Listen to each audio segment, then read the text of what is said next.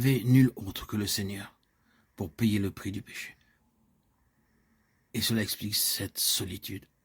Il n'y avait personne d'assez grand pour porter le péché du monde. Il était le seul qui pouvait le faire.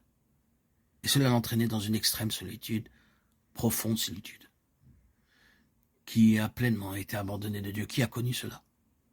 Remercions Dieu, nous ne connaîtrons jamais cela. Il n'est pas nécessaire d'avoir conscience que Dieu nous ait abandonnés. Cela n'est pas nécessaire, et certes, nous ne pourrions pas y survivre. Mais notre Seigneur, lui, l'a connu. Il a connu cette solitude. Il a fallu que le Fils de Dieu passe par cela. C'est le prix. Et il le paye en qualité de pionnier, le pionnier de notre salut, le pionnier de notre héritage, le pionnier pour nous faire entrer en possession de tout ce qui est déterminé par Dieu lorsqu'il nous appelle à cette union avec Christ. Le pionnier devait payer le prix de cette complète et finale solitude. Est-ce qu'il n'y a pas quelque chose de tout cela dans le soupir, le cri d'Ésaïe, chapitre 53? Oui, il est le seul qui ait dû être blessé pour notre transgression, frappé de Dieu et humilié. Son âme, créée par Dieu, a été une offrande pour le péché. Mon Dieu, pourquoi m'as-tu abandonné? Matthieu 27, 46. Et il verra une postérité, prolongera ses jours, et hors de cette solitude surgira une puissante multitude, les enfants dont tu fus privé. Ésaïe 49, 20. Et c'est le mot final pour l'instant, c'est l'identification avec lui, par la foi et le témoignage. Non, nous ne pouvons pas littéralement et réellement entrer dans cela. Remercions Dieu, ce n'est pas nécessaire.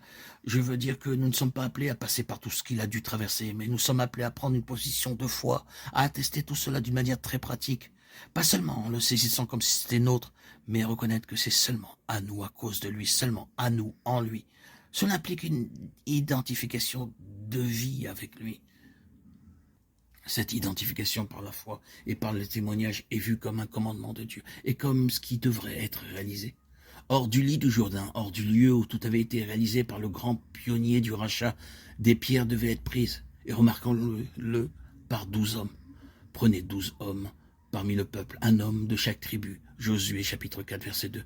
En effet, un homme de chaque tribu est ici représenté. C'est une affaire personnelle pour chacun de chaque homme, une pierre. Cela doit être une transaction personnelle, un témoignage personnel, une appropriation personnelle de tout cela. Nous devons le porter sur nos épaules en nous y assujettissant. Notre engagement envers lui, notre engagement dans la mort du Seigneur Jésus, au fait qu'en lui nous mourrons, notre engagement dans son ensevelissement.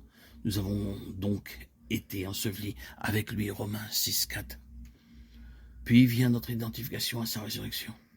Les pierres dans le Jourdain signifient notre union avec lui dans la mort et l'ensevelissement, les pierres prises hors du Jourdain et dressées pour mémorial sur l'autre rive, typifient notre union avec lui dans la résurrection.